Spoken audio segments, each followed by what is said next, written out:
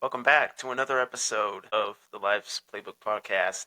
This is technically season 2, episode 1 of the show. And to start off season 2 of the show, we've got some blockbuster news in the NBA world. That being a huge blockbuster trade between the Dallas Mavericks, Utah Jazz, and the Los Angeles Lakers. Obviously, the big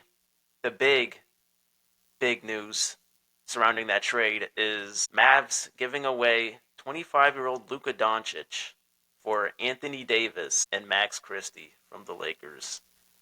This is very big, very stunning. It came out of nowhere. It was unforeseen by sports analysts, the news media, and whatnot, but it happened.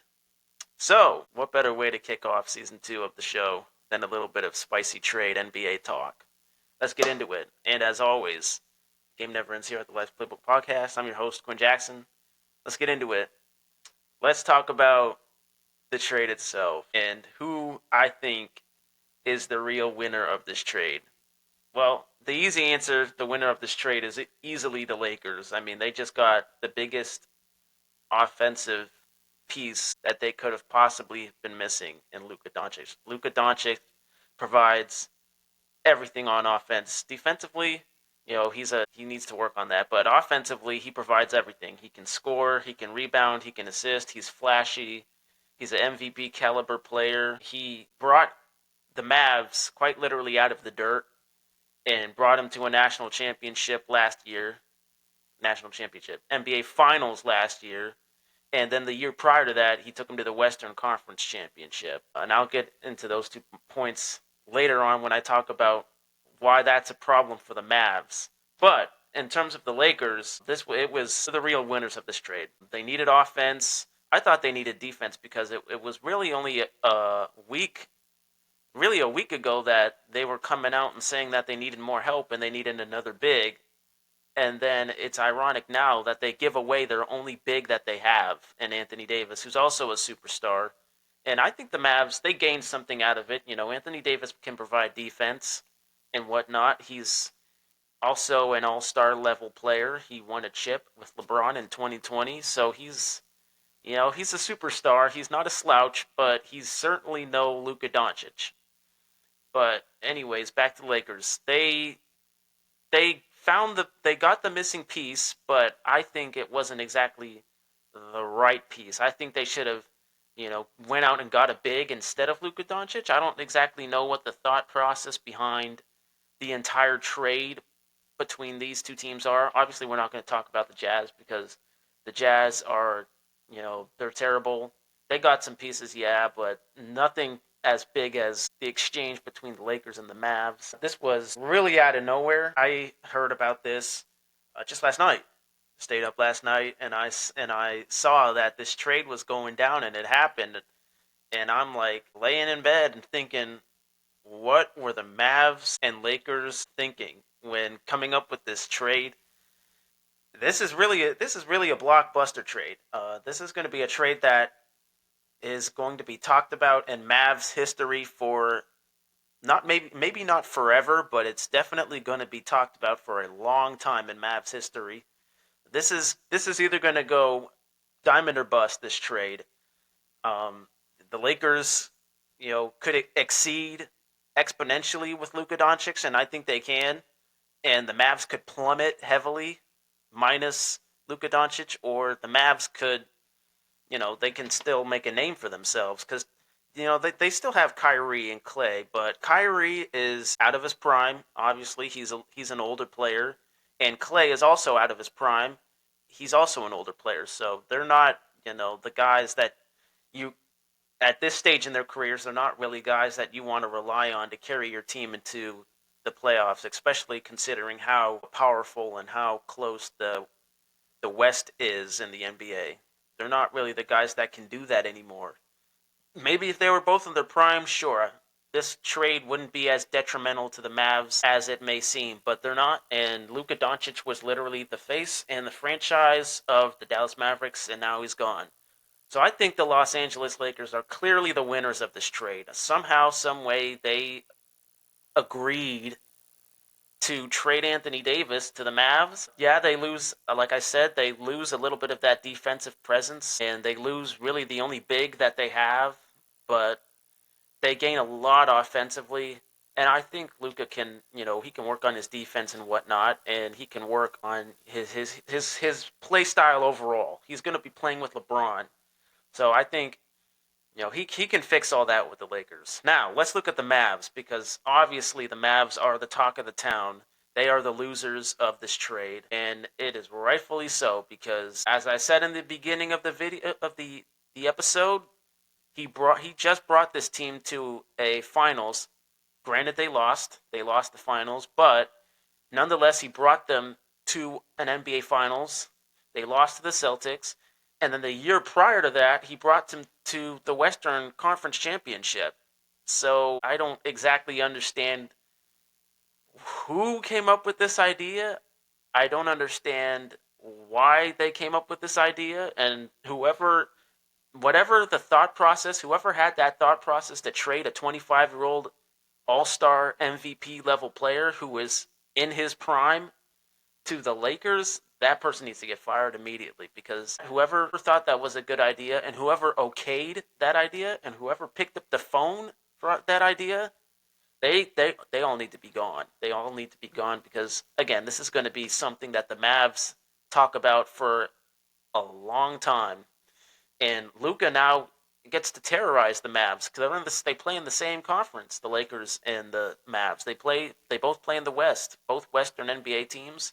So now Luka gets to, pretty much terrorize his former team and, prove them wrong about whatever the concerns were that led to him being traded. And as far as Anthony Davis goes, I mean, I don't know if he's going to be the right fit for the Mavs. I don't know if that's what the Mavs needed, was another big. I mean, yeah, the Mavs do get some defensive presence, because Anthony Davis is a great defender, and he's a big, he's an athletic big, but he's also injury prone, which leads into you know the big problem with Luka Doncic and with the Mavs. I had before coming, shooting this episode, it was released that, the reasons and what the incentive was into trading Luka Doncic. And I gotta say, I kind of agree, but I kind of don't agree at the same time. So let's get into it. So, earlier today, the full, I guess the full story behind the trade got out. The Mavs and Luka weren't seeing eye to eye in certain things. The Mavs didn't want to, pay Luka moving on in the future with like a huge contract. Basically, they didn't want to. They were not ready and they were not willing to pay Luka in the offseason a supermax contract, and that supermax contract would have roughly been about 300 to 345 million had he stayed, and had this not happened. The Mavs would have been held, really at gunpoint to either pay this man a supermax contract or do something with him. So that's one of the bigger concerns that the Mavs had, and to an extent, I mean, it's understandable. I mean, it's understandable that maybe they don't want to pay him all the money, or they're not willing to pay him all the money. But he is your franchise. He's your franchise. Again, I understand they have Kyrie and they have Clay, but those two guys are out of their prime. Those two guys probably don't have that much time left on their clock in the NBA. They both have their awards and accomplishments and accolades too, but they're not the guys you want to depend on to ride into the sunset of the playoffs and expect to make a run. And there's still a lot of basketball left, and the Mavs' record right now is very, very tight right now. It's not like they have a comfortable lead and they're not, in contention for a play-in. Because right now, with the record that they have, they're in contention for a play-in.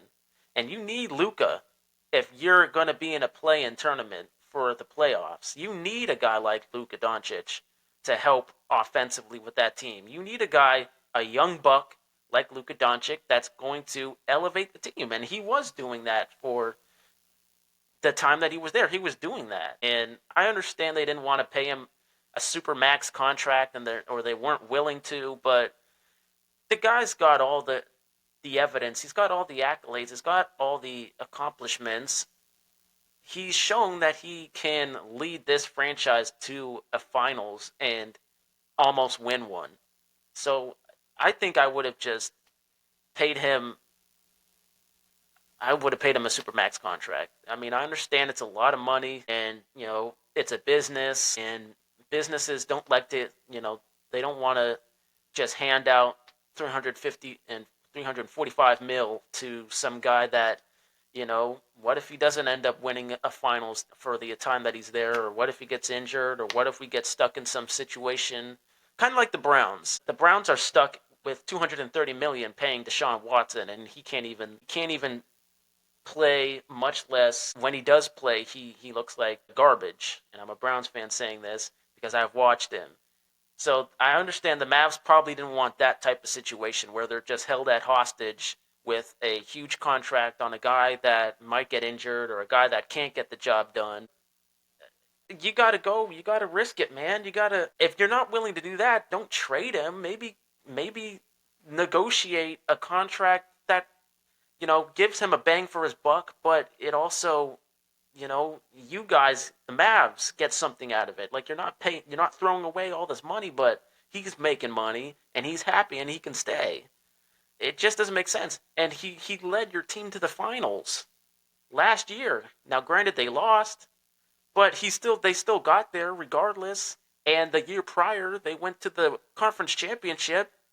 They lost, but they still got there regardless. He proved that he has the capabilities to win a ring with the Mavs, and he revived the franchise. And this happens. He's gone. He's traded. They trade him away.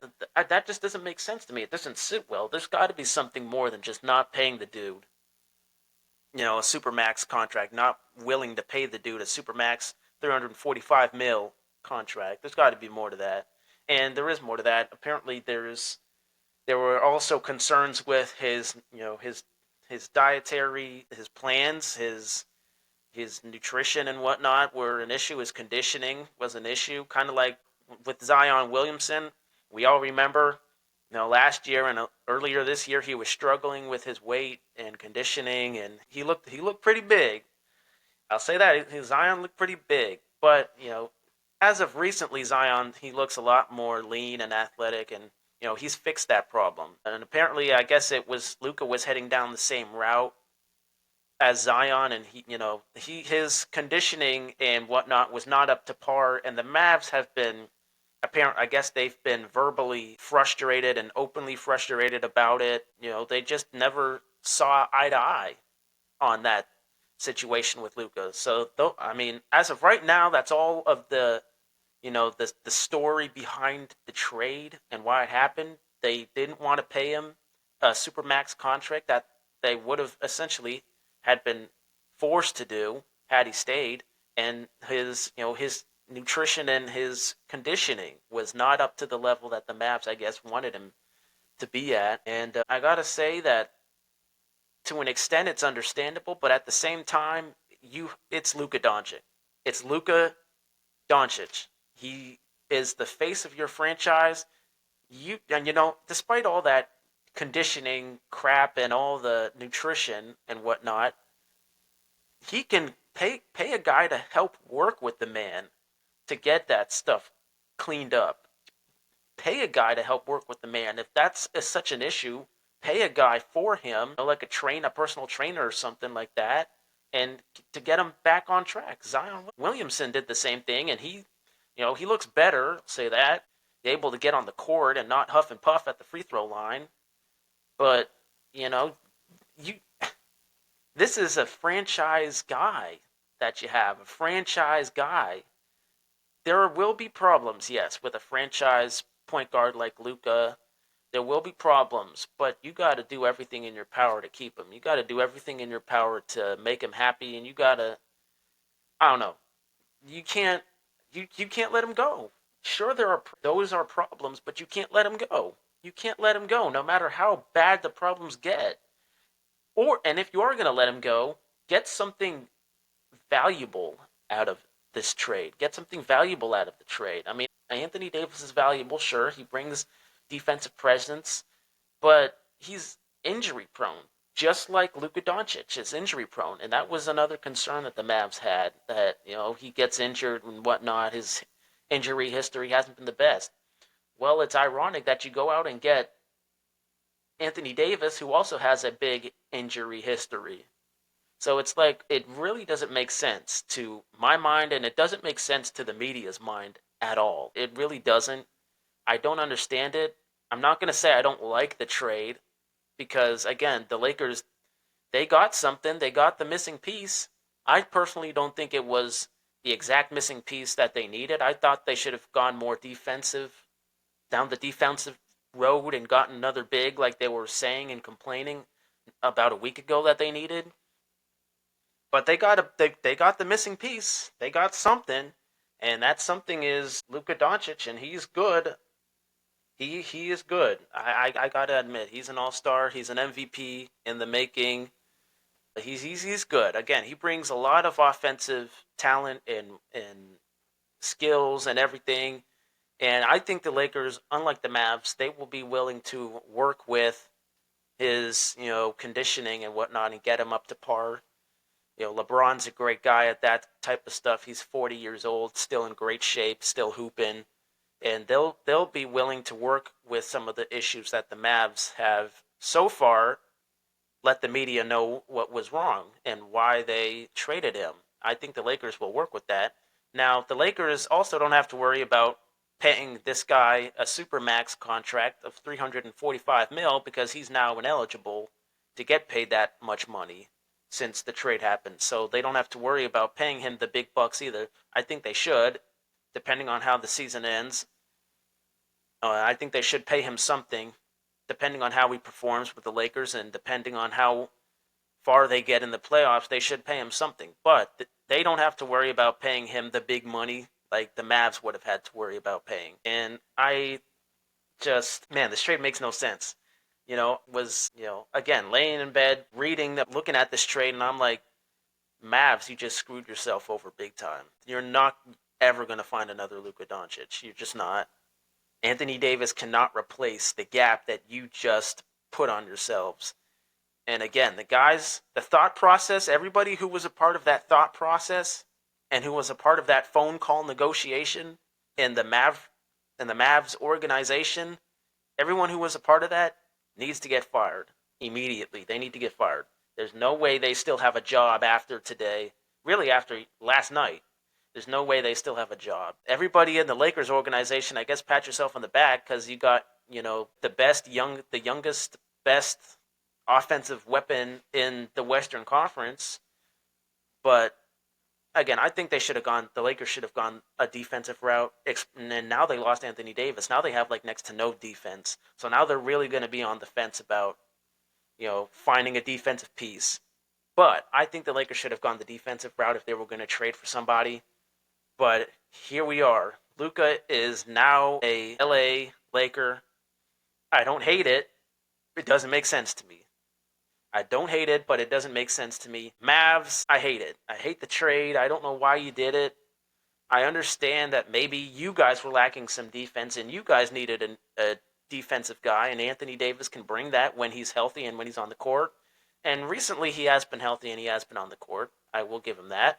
And he can rebound, he can score. So he provides a lot, but not to the same level as Luka did. I mean, I don't think he's going to be the sole reason you guys, get it really anywhere in the playoffs if you even make it to the playoffs. I don't think Anthony Davis is going to be the golden boy that Luka was. I don't even know if you can draft another golden boy like Luka. Luka is one of a kind.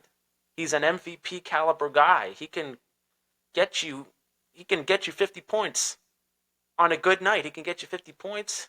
He can play lights out. Again, his defense needs work, but I think the Lakers are willing to work on that. I think the Lakers are also willing to work on some of the other issues that have been highlighted so far by the Mavs. And the Lakers don't have to worry about paying this guy a huge sum of money. They don't have to worry about that because he's ineligible for getting paid a huge sum of money. Again, I still think they should pay him something. Depending on how the rest of the season turns out, they should pay him something. But Mavs, I don't just it's mind-boggling. It's gonna be mind-boggling for Mavs fans for a long time. Like, why did you do this?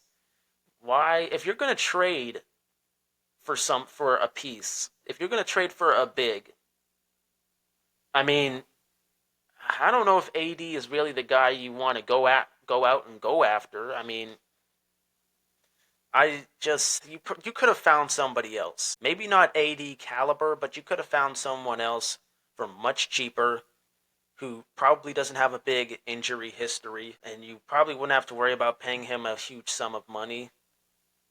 But it just doesn't make any sense at all. Why do this to your team? Why hurt your franchise like this? I mean, man, it really doesn't click. It doesn't resonate. Now, granted, I'm a Cavs fan, so I'm not in shambles like the Mavs fans are. The Mavs fans are all in shambles right now. I don't think there's a single Mavs fan out there that is happy for this trade. They are all in shambles. I'm a Cavs fan, and I'm looking at this and I'm thinking that's like us, the Cavs, Cleveland Cavs. That's like my Cavs trading away Donovan Mitchell for Jason Tatum. Like, why would we do that? Why would we do that? Now, granted, Tatum has won a ring, so there is something. But Donovan Mitchell is fine where he's at. Jason Tatum is fine where he's at. Luka was fine where he was at. Aside from those problems, Luka was fine where he was at. Anthony Davis was fine where he was at. The Lakers were rolling prior to this trade. They were really rolling. Their record shows it.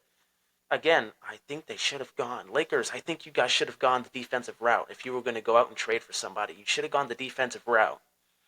But they were rolling nonetheless prior to this trade. The Mavs, not so much. Again, their record is pretty tight right now. So now, and now you just got rid of Luka Doncic. Now it's no guarantee that you make the playoffs with how tight the standings are in the West and how tight your record is in the West. There's no guarantee that you make it now. And I think right now they're currently sitting in a play-in spot. They have a play-in spot right now. But now that Luka's gone, you really have to rely on Anthony Davis, Kyrie's team. And do I think they can do it? Maybe. I mean, Kyrie, Clay, and AD all have experience. They all, AD is still a athletic piece. He provides a lot. Clay, he's washed, but he can still give you a good game or two every now and then. Kyrie, same thing. He can still give you a good game every now and then. But losing Luka Doncic really hurt the franchise, and it's going to hurt the franchise for a long time coming. A long time coming. I don't think you're going to be able to draft another guy like Luka. I don't think you're going to be able to trade for another guy like Luka unless you somehow manage to trade for him again later on down the line. But I don't know, man. That just doesn't make sense. I don't know why they did it.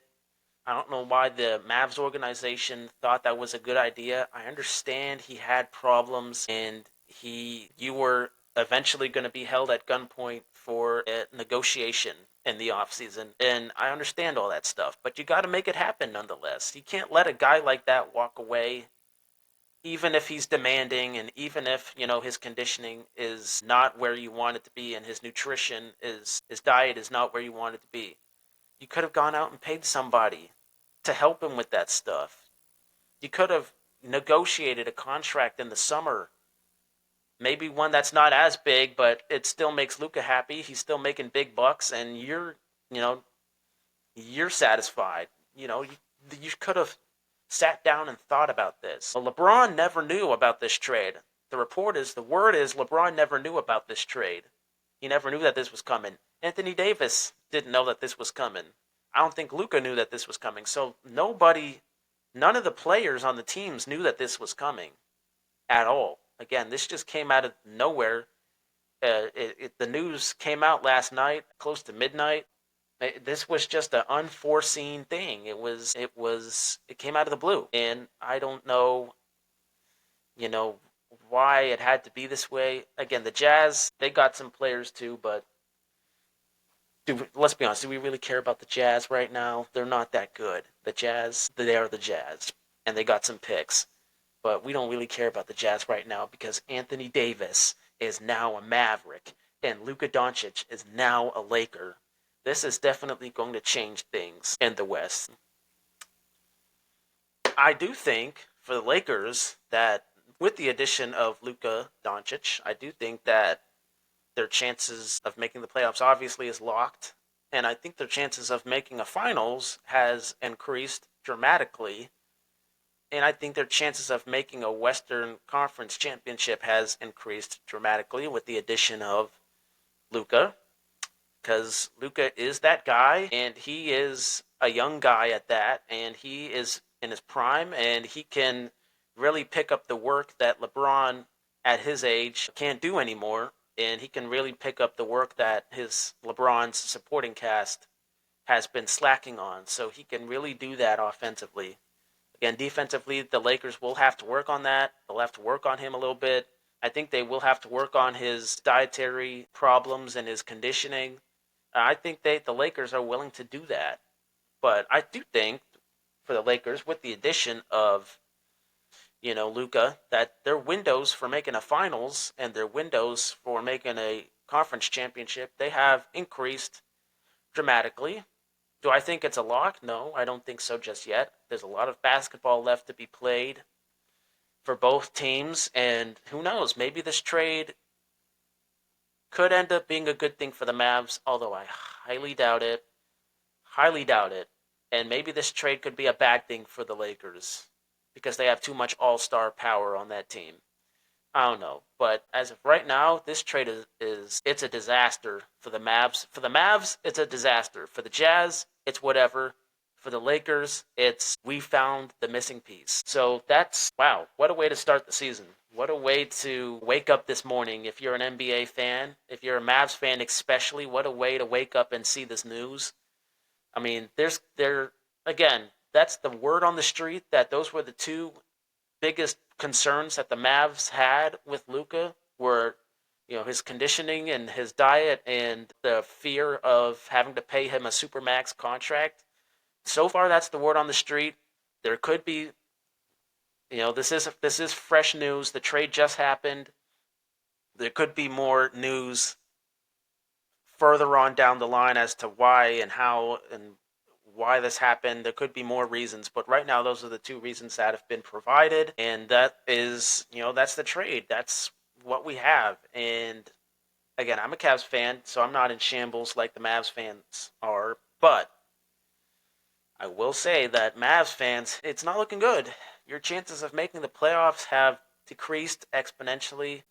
Now you really got to rely on Kyrie and Clay, and you got to rely on other guys to help step up, and you got to rely on Anthony Davis to really play that defense and to really continue to bring the same energy that he had with the Lakers onto the Mavs. But here we are. Blockbuster trade. Really good story for the show because I'm going to be honest, I didn't know what I was going to talk about. The Super Bowl is still, what is it? It's second. It's Super Bowl is 7 days away, a week away, I believe. So, it's really, great story, great headline for the episode to start season 2. But I just don't get it. As a NBA fan, as an NBA viewer, I don't get it. I just don't understand it. To an extent, I understand the reasons as to why the Mavs kicked them to the curb. But at the same time, you just got to make it work, man. You got to make it work. This guy led your team to the finals last year. I understand you lost it. The year prior to that, he led your team to the conference championship. You got to make it work, man. You can't let that slide. You can't let him go like that. Even with those types of issues, you got to let it work. You got to let it work. And and what's crazy about it too is the Mavs were building a team around Luka. They were building a team around Luka, and now he's gone. He's out of the picture. So I don't understand it, man. I don't know. You got to make it work. If I'm in the Mavs front office, yeah, I'm trying to make it work somehow, some way. In the off season, I'm trying to make it work. I'm not trading this guy at all. I wouldn't even trade him for LeBron, where he's at. I wouldn't trade him for Steph, where he's at. I wouldn't trade him for KD or Devin Booker. I wouldn't trade him at all, period. I would try to find a way to make him happy. I would try to find a way to resolve these issues that have been highlighted to us, the media, and I would try to keep him on the team. I wouldn't just get rid of him.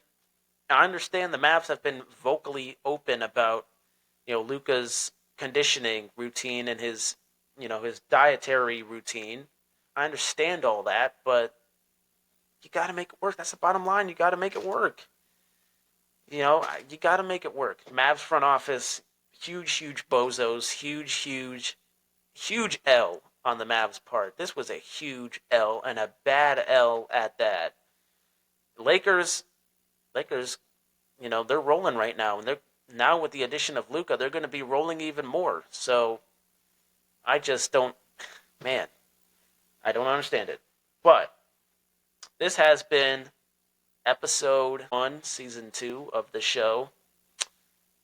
Again, if you are new to watching the show, I'm your host, Quinn Jackson of the Life'sPlaybook podcast. Blockbuster trade, I will say that. Blockbuster trade. If you like the video, feel free to comment your thoughts on the trade below. Who you think, is the real winner of this trade? Is this trade going to work out in the end? Who knows? I don't think it's going to work out. But subscribe to the YouTube page, follow the Insta page, follow the Spotify page if you like the content, and the TikTok page.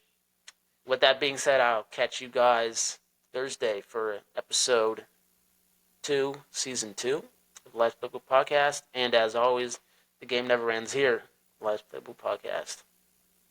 Peace out.